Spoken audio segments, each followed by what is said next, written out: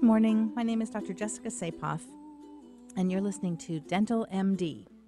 This is 1150 KKNW, and you can go to 1150kknw.com and look up the archives for Dental MD, the Dental MD radio show, and you will find lots of topics about dentistry, comparing holistic and natural to conventional and mainstream dentistry, all kinds of subject matter within dentistry, different procedures, materials, all that kind of stuff, philosophy. And so that will give you kind of a background of what I talk about. Today, I'm going to talk about dental materials because that's one of the major differences between holistic, natural dentistry and mainstream and conventional. The mainstream model is based on kind of a Western medicine philosophy, allopathic. Dentists are all trained the same way. We all go to American Dental Association curriculum-approved schools. We all take exams that are put together by people who are immersed in that philosophy. And so, everybody coming out of dental school is pretty much cookie cutter as far as philosophy and techniques, materials, belief system. Everything is intact upon graduation. But, why does one dentist become more oriented toward natural medicine in their approach and others don't? That information is available to everybody. The information I came across that led me to practice in a more biologically compatible manner, according to the principles of natural medicine, my path to becoming a dentist that practices in that way is, everybody comes to that in their own way. And because of the kinds of inquiries that each individual does, that, now I'm going philosophical on you here, but I do believe that the questions we ask and the level of curiosity that we live with and live by and encourage in our lives or accommodate in our lives or put up with in our lives, our level of curiosity is what leads us to ask the kinds of questions we ask. And when we ask questions, create kind of a vacuum that then is filled by the universe, if you will, with the answers. And if we're serious in our intentions with our questions, we're going to notice when those answers come floating across our path. And that is just basic law of attraction that I just kind of reviewed for you. But that's how it works, and that's how, I'm certain that that's why I've come across the information I've come across that has led me to rethink some of the things that I was taught and rethink some of the positions I held as an individual raised in this culture as well, because that's important to have a particular mindset, set of beliefs that are conducive to getting through higher education. You can't buck the system past a certain point and still stay in and finish and get a degree. So in some respects, there were things I didn't know that it's probably good that I didn't know in going through school. If I had known certain things, I'm not sure I would have been able to follow through and graduate with my dental degree, because there were some things that we had to do in order to get the points we needed for graduation and things we had to do in order to get our license. That looking back on it, those are no longer things that I do. Those are no longer things that I think are okay procedure-wise for patients. So, or, not necessarily just the procedure, but the way the procedures are done also. So that's a little bit about, why there's a difference between natural and mainstream.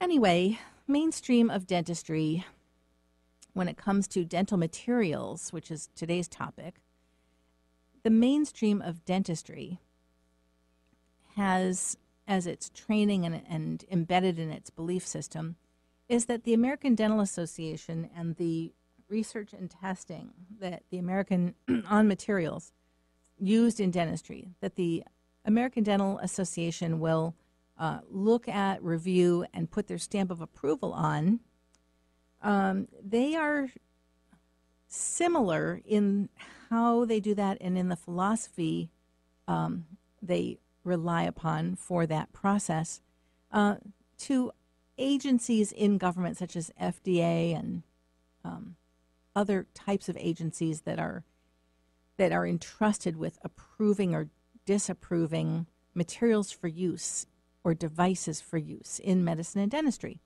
So to the degree that you trust our authoritative organizations in our culture, that's the degree to which you would take what they tell you without questioning it. And in the mainstream of dentistry, whatever the American Dental Association has approved for use as dental materials, like the metals and ceramics and cements and filling materials and all of that stuff, all of that would be just accepted without question. And question arises when somebody is curious or just isn't in the habit of taking what's given to them without question. And that's kind of, maybe it's a personality thing, or maybe it's a decision we make that we're going to be more curious. And so curiosity leads you to do annoying things like ask questions in a situation where everybody else is just taking what's being given as fact and taking it for granted, so to speak, granted information, and it's just taken like that's all there is. And if there was anything else, this authoritative organization would tell us. If there was something else we needed to know, they would be telling us that. So anything that a dentist in that mindset hears about, if the American Dental Association hasn't written about it or told them about that particular thing or that issue with that thing, then, it must not be real. It must not be something we need to worry about. So there's a reliance on our authoritative organizations for not only for information, but also to give us a heads up when there's something important that we need to know about. So along comes natural and holistic thinking, and the American Dental Association is not directing mainstream dentists to look at this or consider it, and so people don't look at it or consider it. But the information that I came across is available in the open to anybody that is curious enough to ask. The questions, how we ask our questions and our intent, the force of our intent, the power of our intent behind it. How is it a burning question? How curious are you? Or is it like a rhetorical question? Oh, that can't be true. Dismissive type of questioning. So how you ask your questions and your sincerity behind your questions is kind of going to be the driving force as to, how strong the answer is that comes back to you. So questioning things, being curious, that is kind of what led me to practice in a different way and to consider other information other than what was fed to us by our authoritative and formerly trusted organizations. So dental materials.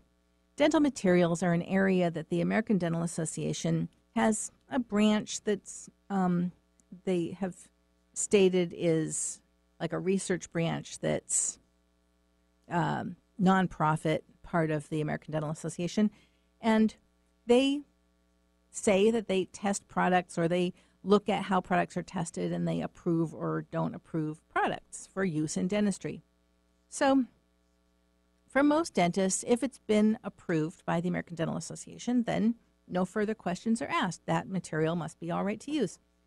So that includes things like mercury and fluoride and nickel and coloring agents and solvents and other things that, if used correctly and according to the directions, are said to be safe and approved for use by dentists in certain situations, certain procedures that they're doing in order to fix or repair or arrest whatever is going on with the tooth or the gums. So dental materials can be permanent or temporary. They can be removable or fixed. Fixed means it's cemented in place or bonded in place or screwed into place or whatever it is, it's meant to stay there.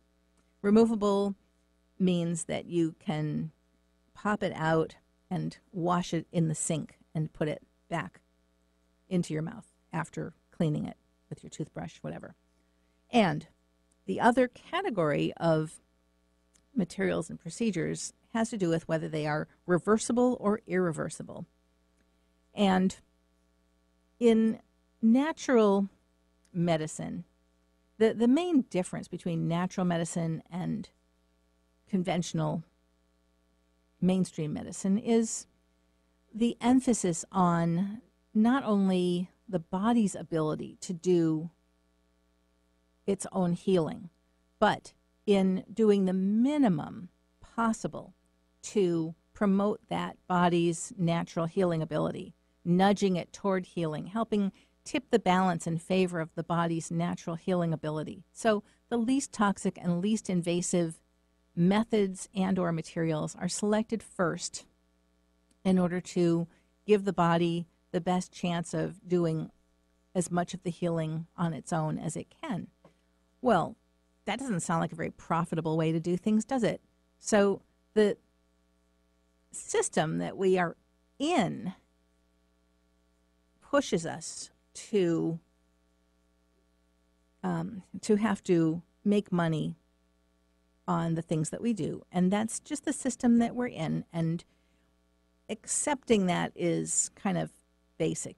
That's where we're at. We're in this system, and to do your medical or dental treatments differently than maximizing income and profits it's tricky. It's very tricky to do that and succeed and stay in business. So I'm going to talk more about that in the next segment, but today's main topic is dental materials and how they're selected, what the choices are, why you would choose like temporary versus permanent or fixed versus removable versus fixed, etc., or choose a reversible procedure instead of an irreversible one at the beginning of the journey toward your healing. All right, you're listening to Dental MD. I'm Dr. Jessica Sapoff. You're listening to 1150 KKNW, and if you want to reach my office to ask questions or make an appointment, we are still working full-time in Issaquah, and that phone number is 425-427-8899, and you can also reach the front desk by email, appointments@naturaldentist.com. All right, I'll be right back after this break.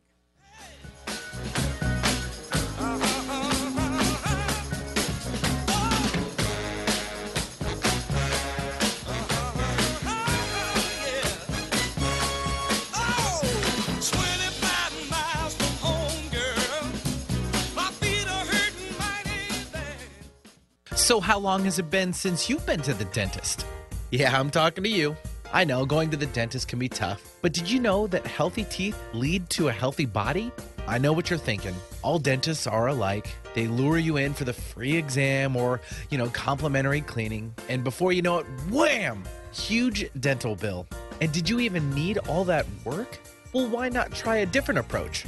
Natural Dental Health Associates in Issaquah specializes in taking care of you. Their easy, no gimmick, honest approach to dentistry will have you forgetting you're actually in a dentist's office. And the best thing is, they're all natural.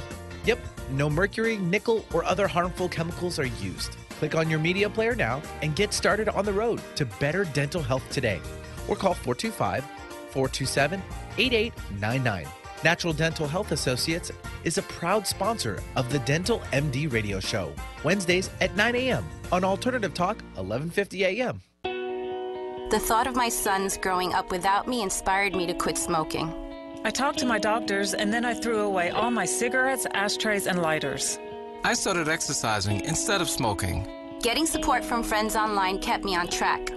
Staying away from alcohol when I was first quitting was key. Instead of smoking after I ate, I'd get up and take a walk. I missed having a cigarette in my hand, so I'd hold a pen or a straw, anything. Until I knew I wouldn't give in to temptation, I spent more time with my friends who didn't smoke. I went to places that were smoke-free. I didn't stay quit the very first time I tried. I kept on trying, and I learned something each time. Do whatever it takes. No matter how many times it takes. I quit. I quit. I quit. We did it, so can you. You can quit. For free help, call 1-800-QUIT-NOW. A message from the U.S. Department of Health and Human Services and CDC. Alternative Talk 1150, here to uplift your day. But I got a woman waiting for me that's gonna make this trip worth a while. You see, she's got the kind of loving and of kissing make a man go stone wild. So I got to keep on. Welcome back. You're listening to Dental MD. I'm Dr. Jessica Sapoff. Today I'm talking about dental materials used for procedures in dentistry, and I am a natural and holistic dentist. Sometimes we are referred to as biological dentistry, complementary medicine and dentistry, integrative, holistic, natural. There's a lot of different words for it.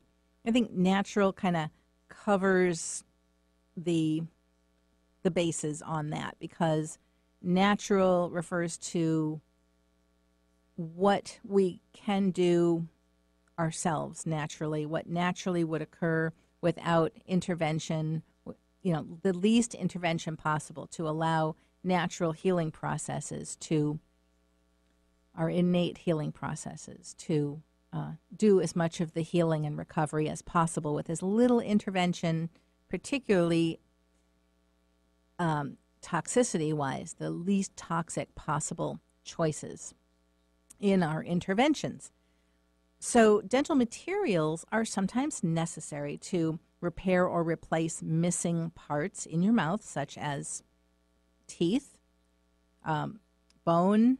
There are, times when grafting to assist bone healing or maintain the shape of the bone for possible future implants, and hopefully we will be regrowing teeth soon. I know that regrowing teeth is already being done experimentally, but it hasn't been offered to us dentists out in practice to use for our patients yet, but it's coming. It will be here. We will be able to regrow teeth in our dental offices. I don't know when. It's been in research for more than 10 years. It's been doable for more than 10 years. Anyway, rant. So we're waiting for that to be available. But in the meantime, your choices are, if you're missing a tooth, your choices are to put in something that just maintains the space, like either a little removable tooth, which is also called a removable partial denture. You could get a bridge, which is also called a fixed partial denture or a fixed bridge. Fixed means it's cemented in place. You could also, you can just like wear a retainer at night or a night guard, and that will maintain the space. If you don't mind having a space and not having the chewing ability there, at least you don't want your opposing teeth or the teeth behind that space to tilt and drift and move and, shift position. Each tooth is necessary in the arch to support and balance the others and to help maintain the integrity of the arch form of your mouth. There are forces on that arch from muscles and speech and swallowing and all of that. And so when a tooth is missing or a part of a tooth is missing, let's say you have a flossing area that's got some decay, and then, the decay gets bigger and parts of the tooth begin to chip away or cave in. and you end up with a big gaping space between two of your teeth, that is an invitation for the teeth to drift and shift because they're no longer supported, because that part of the tooth that was holding up the tooth next to it or supporting it has broken away and caved in and disintegrated and rotted. So it's important to keep the rest of the mouth stable and the arch form stable at the very, very least. If you're willing to go without a tooth, you at least need something to keep everything from shifting and drifting. All right. So, but if you want to replace the tooth, then your options are something permanent, something temporary, something removable, something fixed in place or cemented or bonded in, or something reversible or irreversible. Now, an implant, which is an artificial root that gets screwed into the bone, that is irreversible.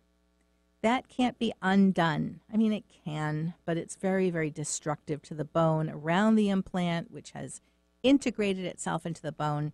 So a whole lot of bone has to be drilled away and removed from around the thing to get it out of there. And if that is near a nerve in your jaw, or it's a major deal removing them, and most dentists and oral surgeons will not remove them. Even if you've had it put in and you're certain you're having some kind of allergic reaction to it, which is very rare, trust me, that's next to never that there's an overt allergic reaction to these things, although it can happen, and there are all kinds of other levels of sensitivity to these things, including electrical and energetic. So anyway, that's out on the fringe conceptually, but some people are certain that they are having some kind of adverse reaction to things that have been put in their mouth.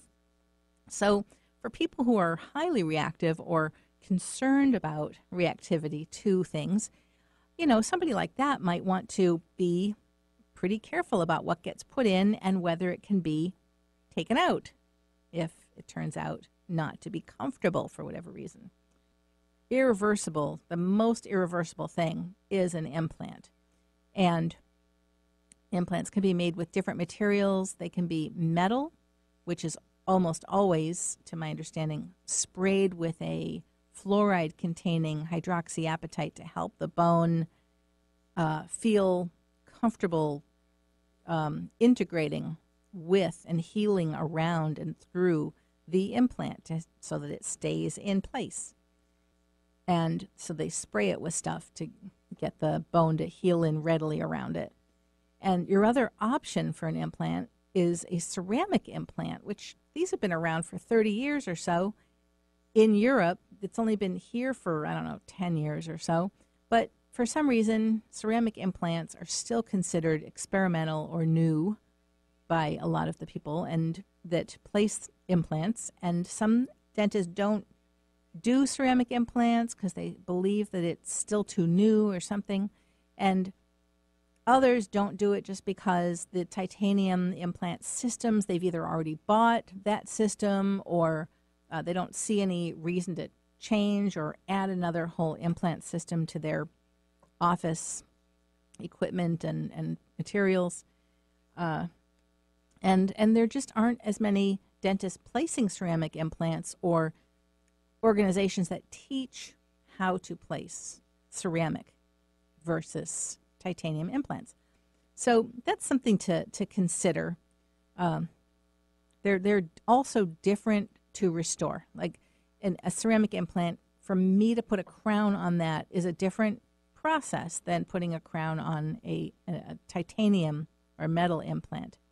So, that's something to consider and do some research before you just let somebody talk you into getting an implant. And the implants are very popular among practitioners right now. So you'll probably, if you are missing a tooth, you're going to have more than one person probably telling you that your choice is to get an implant. I mean, they don't want to talk about the other two big choices that you actually have for replacing a tooth. And you even have a fourth choice, which is not to replace the tooth, but to simply wear something at night or perhaps during the day that keeps that space the way it is and prevents drifting and shifting of your other teeth. So that's really, I'm all about giving people options. And the options that I personally wouldn't choose, or that I don't happen to offer in my office, or that are not as lucrative, you still have a right to know what those choices are. You as a patient have a right to know what all of your choices are, and to be given all of those choices in a neutral manner so that you can make up your own mind about what works best for you, and not only which thing you're going to choose, but the timing of when you're going to have it done. But in our business-oriented, sales-oriented, profit-oriented world, culture, and unfortunately that has splashed over into medical and dental care, you may find yourself sitting in the chair in a dental office where profit and business are a high priority. And in an office like that, you're going to be, they're going to not only use techniques to upsell, so they're going to try to get you to choose something that's more complex and more expensive and more lucrative for the office, because that's part of doing business. That's sales. And there isn't even really any shame any longer in using the term selling treatment plans or selling dentistry in dentistry. That used to be like horrifying for dentists, the idea of selling dental treatment. I mean, this is health care. You do minimal things to help people get well. But anyway, that's a kind of an old-fashioned idea, right?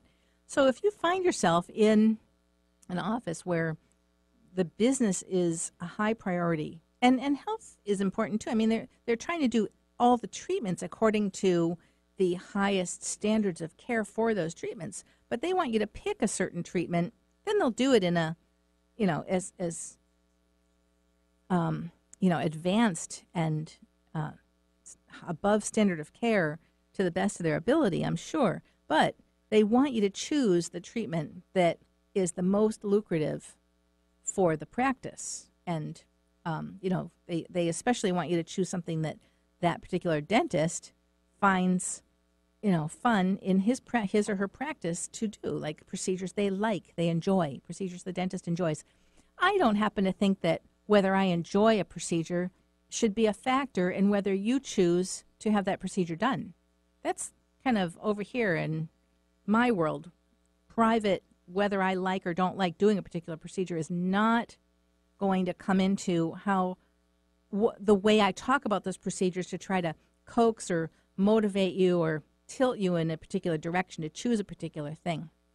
All right, well, we're talking about dental materials. I'm still on the philosophy of why choosing one or another, and I'm going to continue this and get a little more specific in the next segment. You're listening to Dental MD. I'm Dr. Jessica Sapoff, and I will be right back after this break. Yeah. What is it good for? Absolutely nothing.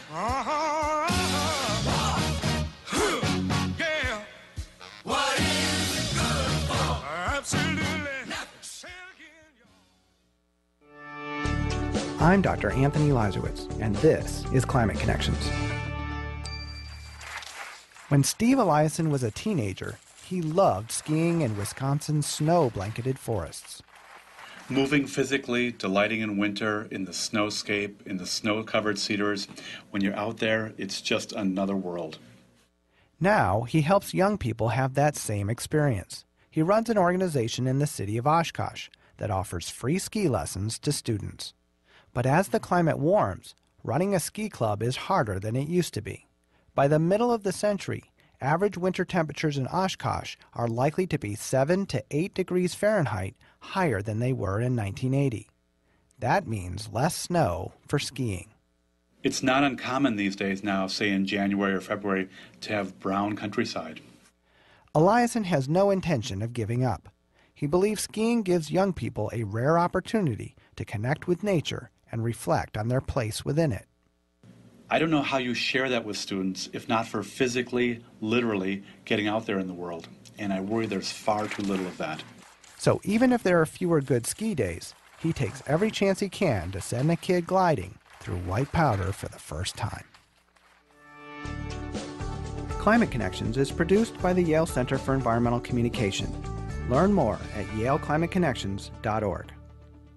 Alternative Talk 1150. We're on your radio at 1150 a.m. We're on your HD radio at 98.9 Channel 3. So many ways to listen. We're on the web at 1150kknw.com, streaming live audio and video as well as MP3 archives of many of our shows. So many ways to listen. And now, we're on your smartphone or tablet. Download our free app in the Apple App Store or Google Play and take Alternative Talk 1150 anywhere you go. So many ways to listen. Don't let that herd mentality lead you off a cliff. We support thinking for yourself on Alternative Talk 1150.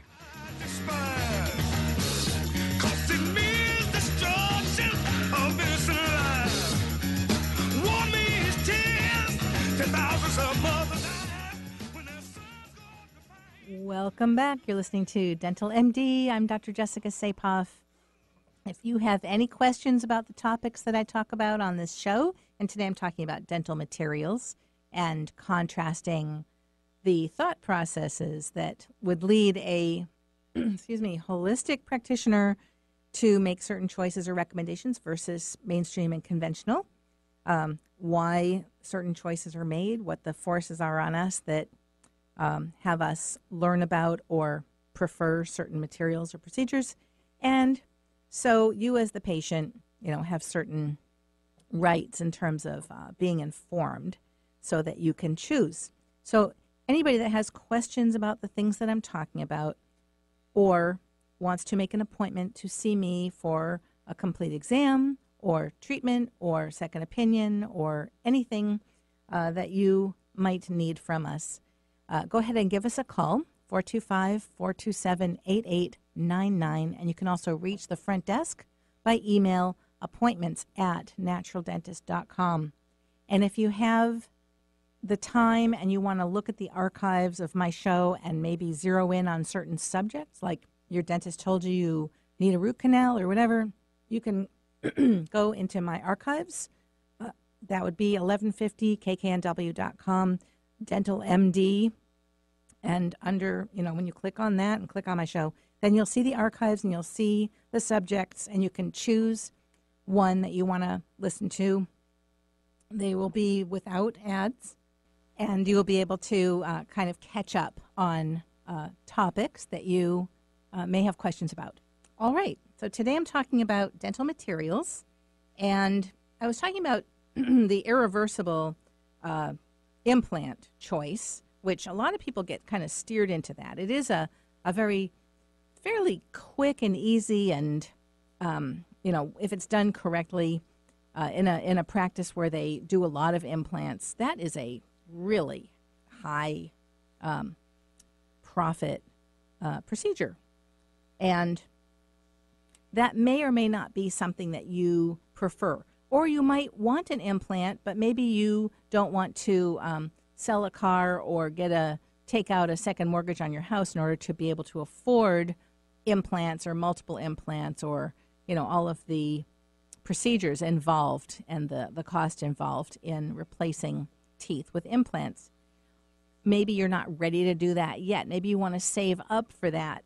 So you don't want to let anybody rush you or make you feel like it's urgent, or, get second opinions. Find out if it's actually urgent so that you don't rush into something and you take your time deciding what is best for you or your family member in terms of replacing teeth.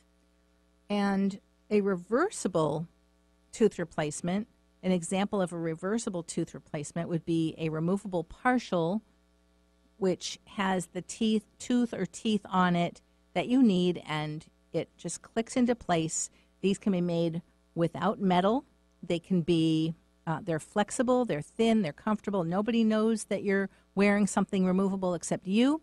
If they're made well and look nice, if they're made artistically and actually really look like real teeth in your mouth, and they function well for chewing, and they hold all the spaces stable, and all of your other teeth will be stable and won't drift and shift. So they solve a number of problems, and they also don't involve drilling or altering your other teeth in order to use them. But it can be a nuisance. They're removable. You have to keep track of it. You have to clean it. You have to wear it and make sure it stays clean. The teeth that it rests on are a little bit more prone to tooth decay because of plaque growing in and around, or food getting caught around, the areas where this partial rests and clasps onto your other teeth. But essentially, it's like glasses or shoes. You get used to them. You get used to keeping track of them, keeping them clean. You know where they are. When you get new shoes, you're aware of them at first, but then you forget that they're even on your feet, and you get used to them, and they feel comfortable. These are like that. You have to go through a process of kind of getting used to it and getting used to keeping track of it. But for some people, it's just too much of a nuisance. A lot of times there's a stigma involved, like if you've lost teeth and you have a removable replacement for the teeth, this may make you feel old, or it may make you feel like your health failed, or, why did you lose teeth? It must be something wrong. Maybe you didn't eat right or brush enough or something. And having to take this partial in and out every day and every time you eat, that's like a reminder of the missing parts, of the missing teeth, of what happened. And maybe the guilt and shame and hoping people don't find out that you're missing these teeth and all of that. That is, and if you have to go into the hospital or something, they make you take out your partials. Anything that's removable, excuse me, anything that's removable has to be taken out in order to, and then you're in the hospital having your procedure, whatever, and you don't have your teeth in, and people see you without your teeth in, but you have to take them out in order to be intubated, or whatever they're going to do. And also they want to make sure you don't accidentally aspirate or that it doesn't get broken for whatever reason. Anyway, so those are some of the issues with the removables, but they're very conservative. They're comfortable if they're made well and you get used to it, and it's a good solution. And maybe it's a good temporary solution for some people, and maybe it's a good long-term solution for others, depending on your situation and your philosophy and what you're comfortable with, and also whether it's back teeth or front teeth. That makes a difference too, and your age makes a difference. So that is your lifestyle. So that's one of your choices, though. And a lot of times people are not even given that choice, or they're told about it in kind of a negative way. Oh, you don't want to have a partial. What a nuisance those are, or it's going to make you get decay on your other teeth, whatever. Because the person telling you these negative things about it wants you to select either a fixed bridge or implants because they like those better for whatever reason. They're considered, they're the more expensive treatments, so, the people with money would naturally select. And so there's also a stigma that the only reason somebody would have a removable partial is if they just couldn't afford better treatment. And that's not true. There are a lot of people that prefer a removable, even though they could afford implants or other choices, because this way they don't have to have a surgery. There's nothing embedded permanently in their jawbone.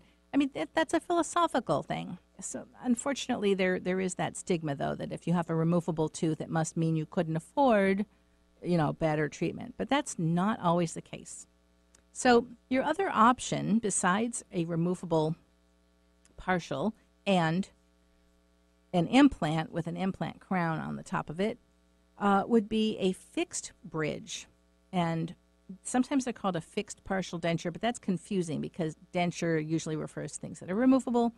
But the fixed is how if it says fixed, or if somebody says bridge, bridge is another confusing term because bridge was sometimes used to refer to removable teeth, removable bridge or whatever. So people get confused about the term bridge. But when a dentist uses the term bridge, we're talking about something cemented in. Now, you may hear negative things about fixed bridges because the teeth that the bridge is going to, if you're missing one tooth, the bridge is going to rest on the abutment teeth, just like a bridge that goes across water. It's going to be sitting on the shores. Okay, so it's going to be resting and bonded to the neighboring teeth.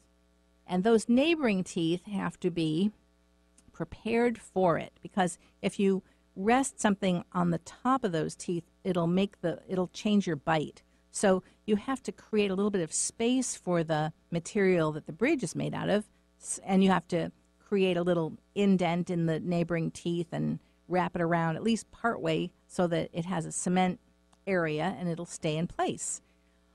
The two neighboring teeth do not necessarily have to be drilled all the way down to little stumps.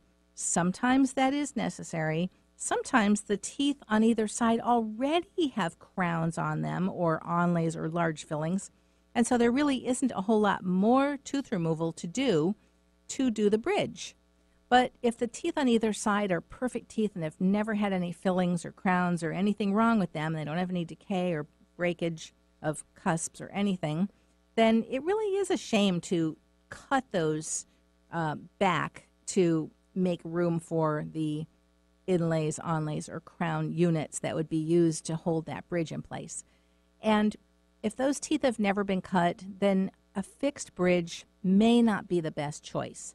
But if those neighboring teeth have old metal fillings and crowns, mercury fillings, crowns with nickel that are irritating the gums, whatever is there, getting an implant when you have metal in the teeth surrounding that space, if you wanted the metal removed from those other teeth, those would have to be done as separate procedures. But if you replace the missing tooth with a bridge that has to rest on the neighbors, the metal that's in those neighboring teeth will be taken out and replaced. In my office, it's always replaced with non-metal materials and always done as conservatively as possible. So if there was just a big filling or an onlay in that tooth, then I would replace it with an onlay shape as the support piece for that tooth. But if that tooth already had a crown, then we don't have a choice. The support for that bridge will have to be a crown on that side if we're replacing an old crown.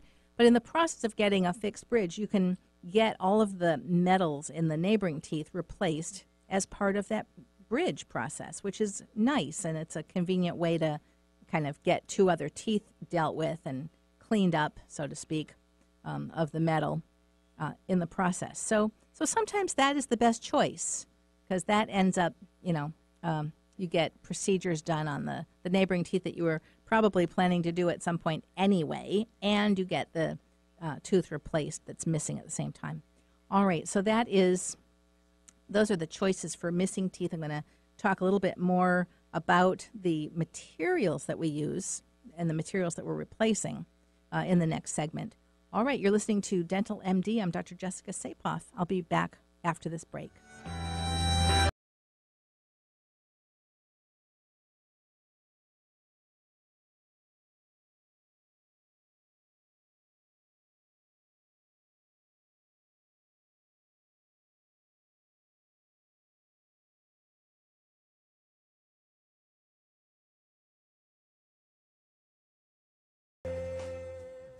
Excuse me, I know you have a 9 o'clock, so I'll keep this short.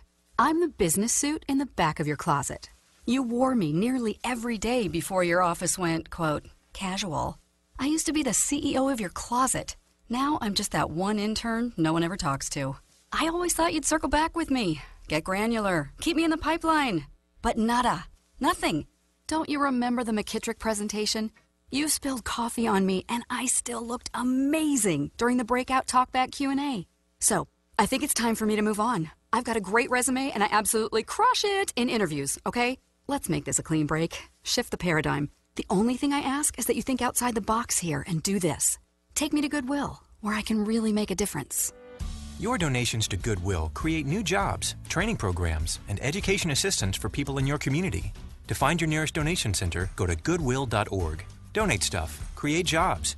A message from Goodwill and the Ad Council. So how long has it been since you've been to the dentist?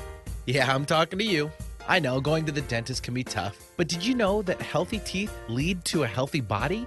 I know what you're thinking. All dentists are alike. They lure you in for the free exam or, complimentary cleaning. And before you know it, wham! Huge dental bill. And did you even need all that work? Well, why not try a different approach? Natural Dental Health Associates in Issaquah specializes in taking care of you.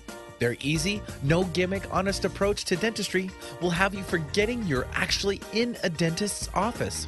And the best thing is, they're all natural.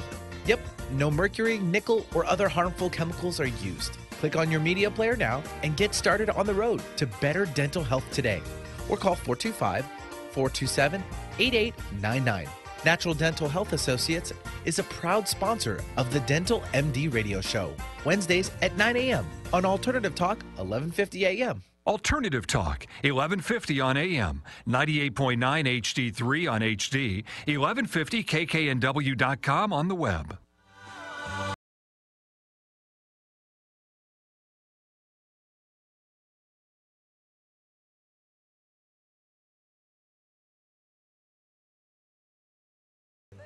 Welcome back. I'm Dr. Jessica Sapoff. You're listening to Dental MD.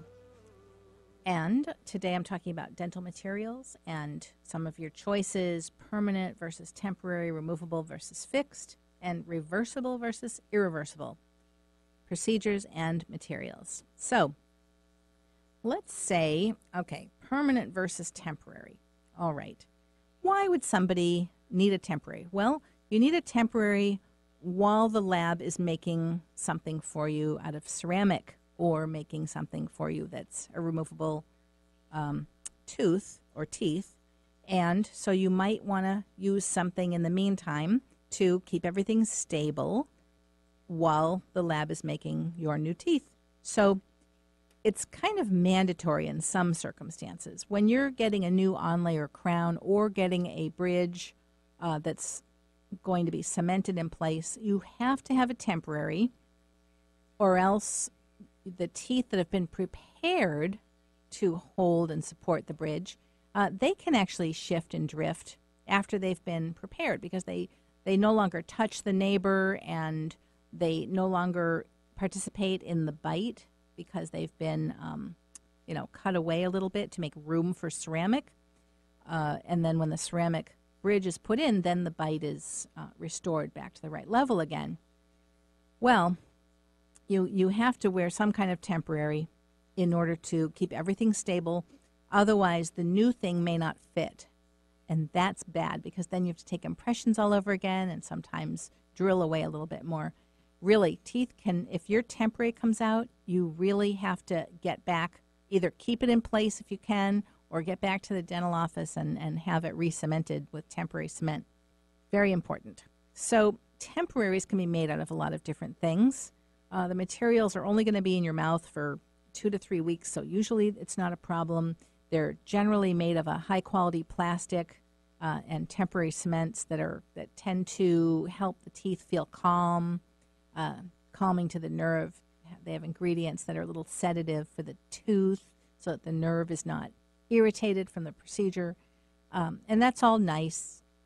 That works well as long as the bite is adjusted correctly on the temporary. Otherwise, the teeth get irritated. So wearing the temporary is important. You may want to get a little denture adhesive from the drugstore to put under it. If it comes out, you can put a little dab of that, and that makes it sticky and makes it stay in place. And you still have to take it out and clean it and put it back in if that has happened. But best thing is to just get back to the dental office and have it re-cemented with fresh temporary cement so that it stays in place. Now, these conservative ways to do bridges where the side units are inlays or onlays instead of crowns, the temporaries do tend to, they don't have as much surface area for the cement. And so I suppose in some offices they prefer to make the side units, cut them all the way down to little stumps and make them into crowns because the temporary stays on better when you do that, and it's not as much of a nuisance. Most people do fine with conservative preps and temporaries that are not wraparound, but there are people who do dislodge them over and over again or break them because of the way they bite or clench their teeth, or they don't use their night guard while they have a temporary, and so they break the temporary. All kinds of things can happen. So, if convenience is your main goal, then you may end up with teeth that are drilled more than absolutely necessary in order for convenience. And that's just the way it's done, because time is money, and convenience and extra visits to re-cement temporaries, that is a loss of income for the office that has to re-cement a temporary, but mostly because they can't be doing something during that time that brings in money. Repairing your temporary or redoing it or re-cementing it, that's all included in your restoration cost. You don't pay extra to have your temporary maintained while your crown and bridge are being made in a lab, or your partial. So that is that's something to consider. But in my view, the less we drill the teeth, the better. Less drilling means fewer root canals, less trauma to the teeth. For me, that's much more important than whether you have to have your temporary re-cemented, honestly. Although, of course, we try to make the temporaries in a way that they do not come out, and give you instructions on how to clean it so that it doesn't pop out of your mouth when you're eating or cleaning it.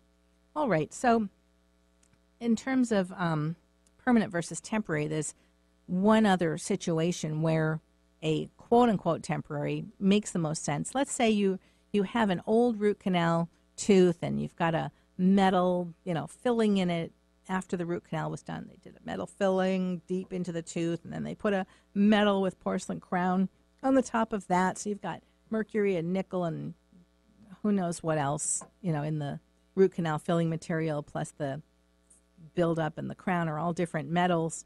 And you're not sure if you want to keep that tooth. You maybe feel like you're either allergic to some of those materials, or you just have read up on root canals and you've decided you don't want to keep a tooth that doesn't have a live nerve in it. I recommend that you do some reading and maybe listen to some old shows and do some research before choosing to extract a tooth. That's another one of those irreversible things. When you have a tooth extracted, it's over. You will never have that tooth again until someday when we can regrow teeth, hopefully.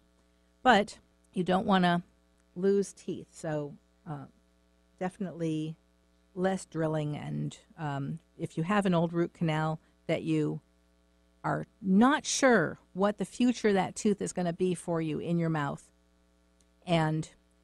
but you know that all the metal that's on that tooth, in and on that tooth, that is also a priority, and you're in the process of having less metal in your mouth and having things replaced. So, what do you do with that root canal tooth? Well, in my office, I offer kind of an in-between procedure where you can have the metal taken out, and what I will do if you're unsure about that tooth, instead of you investing in a permanent ceramic restoration for that tooth, what I might offer is kind of a 5-year crown, I call it.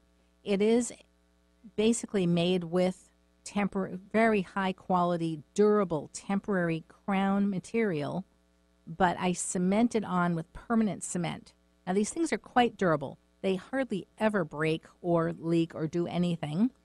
The color stays nice. They can sometimes get stained, but most of these newer, durable, temporary materials are quite stain resistant. It can be polished and look great. And if it's cemented on with a permanent cement, then what you have is a metal-free tooth. You do have a plastic, cover on it, but that's for aesthetics and function, so you can chew with it.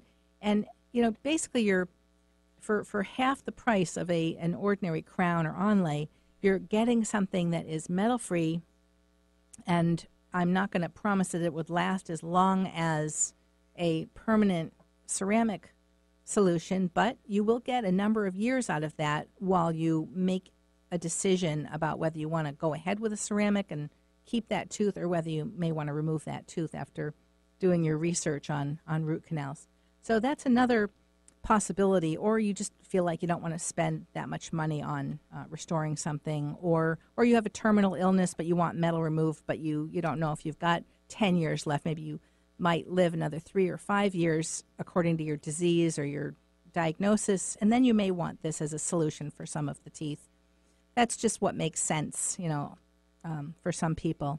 So today I talked about dental materials, permanent versus temporary, removable versus fixed, and reversible procedures versus irreversible. I didn't talk about children's materials or specifics about composites and plastics, but there are a lot of choices when it comes to which non-metal materials are going to be selected. So ask questions and make sure that whoever you're going to gives you all of your choices.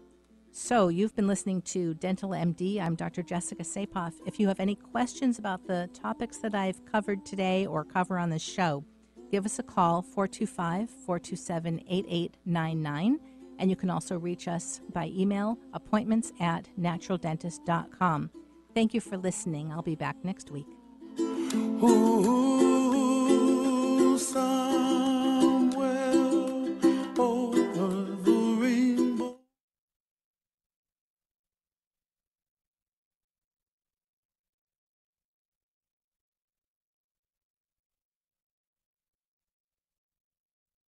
And not KKNW. This is Alternative Talk 1150 AM, KKNW Seattle, and KNUC 98.9 HD3 Seattle.